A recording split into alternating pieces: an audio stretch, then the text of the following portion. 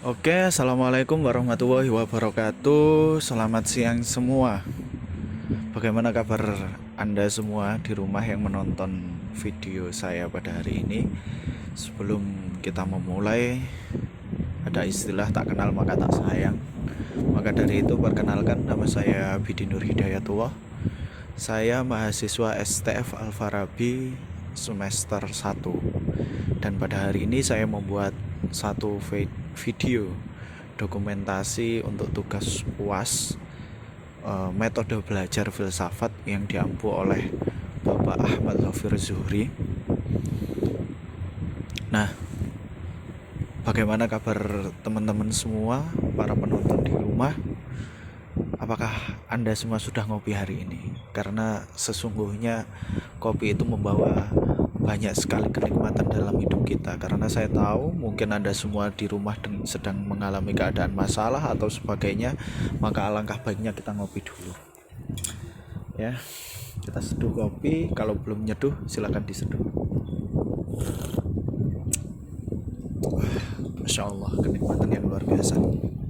Nah, pada tugas hari ini saya ingin menyampaikan sesuatu yang sifatnya viral karena akhir-akhir ini jagat raya media sosial itu menjadi suatu hal yang sangat digemari oleh kaula-kaula muda kita, generasi-generasi kita, entah itu Gen Z, entah itu Gen Alpha, hampir semuanya memiliki media sosial. Tapi kita tahu media sosial itu sifatnya adalah plus minus, dan segala sesuatu yang ada semuanya adalah plus minus, termasuk media sosial.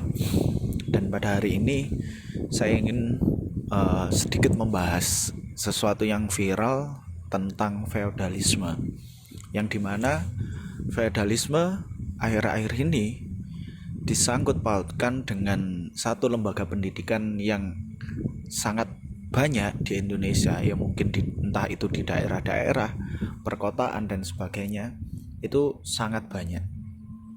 Dan saya mendapatkan satu revitalitas paradigma intelektual pesantren. Jadi di sini di dalam buku Nalar Keislaman Keilmuan, yang dimana buku ini ditulis oleh Dr. Fahrudin Faiz, yang kita tidak tahu siapa beliau kan. Beliau sudah sangat luar biasa dan semuanya hampir mengenal beliau lah.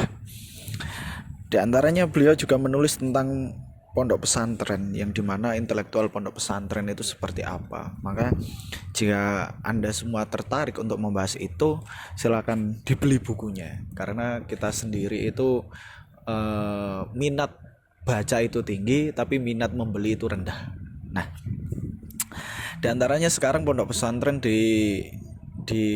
disangkut pautkan dengan feodalisme, yang dimana ada satu atau dua video yang dimana itu menunjukkan bahwasanya ada santri. Kalau di pondok pesantren itu disebut santri, kalau di sekolahan itu adalah murid. Nah, mereka berjalan menghampiri gurunya dengan merangkak, dengan apa ya bahasa kita itu, ngesot, mungkin seperti itu. Akan tetapi uh, kita perlu paham juga bahwasanya feodalisme itu apa gitu. Kita sering dibuat sesuatu itu hanya mengikuti kata-kata saja tanpa kita tahu apa itu feodal.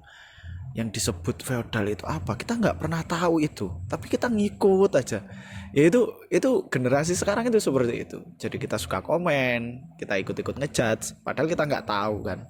Itu sangat aneh menurut saya dan tidak sangat logikawi lah menurut saya. Maka dari itu saya ingin sedikit membahas hal yang dianggap feodalisme di kalangan pesantren. Nah, karena kita semua mungkin paham pesantren itu adalah tempat pendidikan yang berbasis agama, yang dimana saat ini mungkin minatnya rendah karena pesantren dianggap tidak bisa menjadi penjamin kehidupan kita di masyarakat atau anak-anak kita semua nanti untuk kedepannya, karena masa depan itu sekarang ditopang dengan sesuatu yang sifatnya materialistis. Bukan menuntut kemungkinan juga bahwasanya pesantren itu juga bisa menciptakan kader-kader yang dimana memang menjadi penopang kehidupan di masa depannya itu ada gitu loh. Dan pesantren tidak semena-mena hanya mengajarkan tentang doktrin-doktrin itu saja, tidak. Menurut saya orang-orang yang memposting bahwasanya pesantren itu mengajarkan feodalisme dan sebagainya, mereka hanya menjustifikasi satu atau dua video dan langsung menciptakan satu argumentasi. Bahkan yang membuat saya miris adalah di salah satu konten itu mengatakan di antaranya kalau Indonesia pengen maju, di antaranya ada beberapa kriteria di situ, mulai nomor 1, 2, 3 dan sebagainya. Salah satunya adalah di poin awal ditulis jangan sampai memasukkan kader-kader atau lulusan pesantren dalam wilayah kerja atau wilayah pendidikan, karena itu bisa membuat Indonesia ini tidak maju. Sebenarnya ini yang tidak maju ini pemikiran yang membuat konten atau bagaimana gitu kan. Emang apakah seluruh pesantren yang di Indonesia itu mengajarkan hal seperti itu? Sepertinya tidak deh. Dan kita tahu feodalisme itu adalah konsep perbudakan yang dimana itu muncul di abad ke-16. Mungkin itu bisa dibaca dari sekian banyak materi feodalisme. Mungkin kalau yang punya HP kita bisa gunakan Meta AI atau sekarang Meta AI ya kan, tapi orang-orang lebih suka menyebutnya AI kan, lebih mudah. Nah, sebenarnya itu semua adalah konsep perbudakan yang dimana hanya menguntungkan satu pihak saja tanpa menguntungkan pihak yang lain. Jadi sifatnya memang yang diuntungkan hanya salah satu pihak saja. Dan kita perlu tahu, kita harus membedakan mana yang disebut feodalisme, mana yang disebut adab. Itu penting. Karena jika kita mengatasnamakan feodalisme, ya berarti seolah-olah seluruh yang ada ketika kita hormat kepada guru, terus kita kita selalu menghormati kepada guru yang memberikan kita sebuah keilmuan yang dimana itu tujuannya adalah untuk bekal kita di masa depan, itu dianggap sebuah feodalisme, ya maka kita semuanya adalah terjajah kan gitu. Kita semuanya adalah budak di situ. Bahkan sepertinya yang menjustifikasi bahwasanya pesantren mengajarkan feodalisme itu mereka hanya melihat 1-2 konten saja tanpa mensurvei langsung bahwasanya masih banyak sekali pondok-pondok pesantren yang dimana di sana biaya pendidikannya itu adalah gratis. Kehidupannya ditanggung oleh pesantren itu masih sangat banyak sekali. Bahkan kadang biaya pendidikan di sana itu relatif lebih rendah, bahasanya murah lah kalau kita, lebih rendah daripada biaya pendidikan yang sifatnya adalah nasional atau kalau mungkin umum lah kalau kita. Nah, dari itu mungkin kita bisa melihat satu sudut pandang bahwasanya akhirnya kita tahu yang diuntungkan siapa ketika seperti itu. Berarti yang diuntungkan adalah muridnya. Bagaimana bisa ketika yang mendapatkan keuntungan itu adalah seorang murid, itu dijustifikasi sebuah feodal? Kan aneh gitu kan. Ya mungkin ada beberapa oknum, entah kiai, entah gus, entah habib yang lagi viral sekarang itu mengajarkan sebuah feodal dan sebagainya. Mungkin ada. Ya kita banyaklah melihatnya seliweran di media sosial, tapi itu tidak bisa menggambarkan bahwasanya seluruh lembaga institusi pondok pesantren seperti itu gitu loh. Logikanya seperti itu gitu.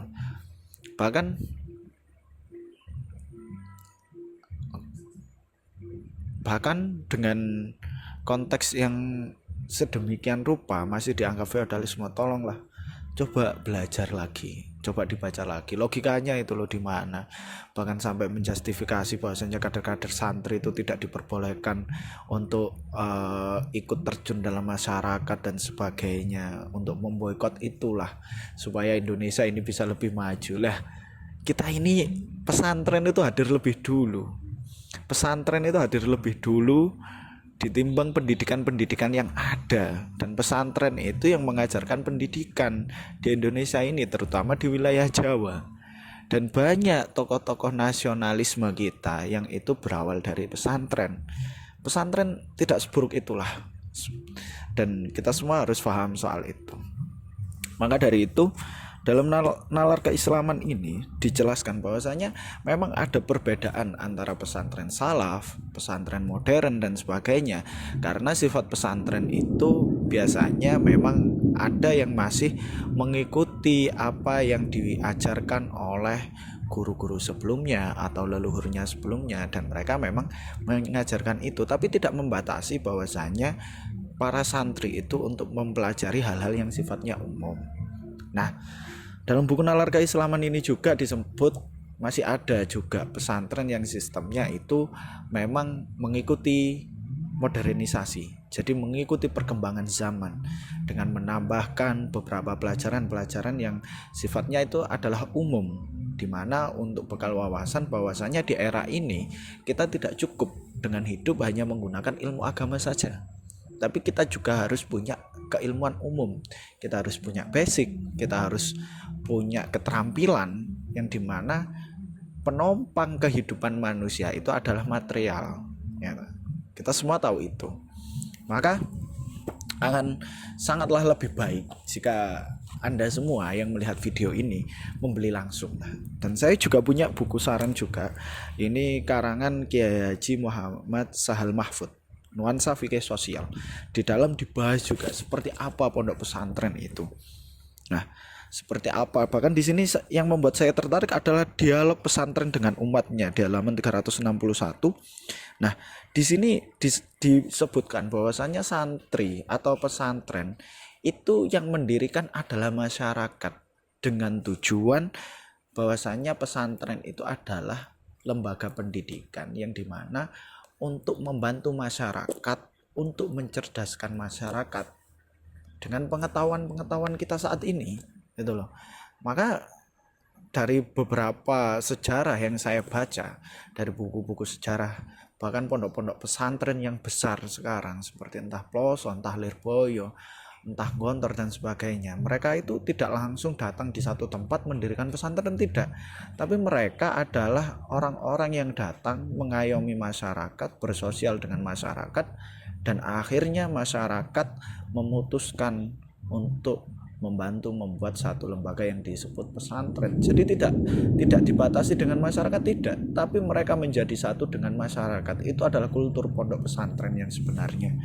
Maka dari itu sangatlah sangat tidak masuk akal jika bahwasanya ada boikot tentang pesantren, tentang santri-santri itu.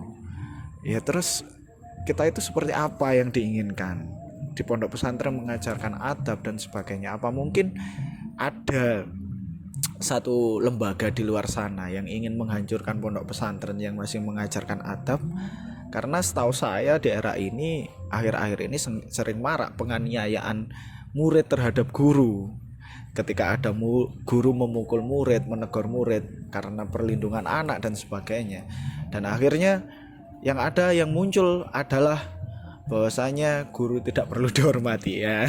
Kan logikanya seperti itu. Jadi kalau guru menghukum murid katanya perlindungan anak, tapi kalau murid menghukum guru tidak ada undang-undangnya. Wah, ya apakah ini yang disebut kemajuan? Sangat tidak logika menurut saya. Logikanya sepertinya sedikit entah di mana logikanya, atau mungkin kurang kopi. Maka dari itu ngopi dulu lah. Nah, pada akhirnya saya di sini cukup sekian yang saya sampaikan. Pada intinya bahwasanya tidak seluruh lembaga institusi yang sifatnya adalah agama itu mengajarkan feodalisme, tidak. Akan tetapi jika Anda tidak paham dengan video yang saya sampaikan tadi, ya saya tahu kalau berpikir itu memang sulit, dan kita itu lebih mengandalkan bahwasanya ya wis lah kita mengalap barokah saja ya kan, karena kita mau berpikir saja sulit atau membaca males, kita hobi scroll dan sebagainya, ya ya sudah, barokah saja itu yang diharapkan oleh kita semua. Yaitu karena akhir-akhir ini sedikit tren lah untuk menjual belikan barokah itu, walaupun saya tidak tahu seperti apa, akan tetapi itu hal-hal yang memang selalu digemari oleh manusia. Jadi mereka lebih suka dengan hal-hal yang mudah daripada kita memperjuangkan hal-hal yang sifatnya harus belajar dulu, berpikir dulu. Ya semuanya itu dari kebiasaan sih. Maka dari itu para generasi muda saat ini, keluarlah dari kasur kalian yang empuk itu, selesaikan rebahan kalian dan teruslah belajar. Dan jangan lupa ngopi di setiap hari. Sekian dari saya akhiri. Wassalamualaikum warahmatullahi wabarakatuh.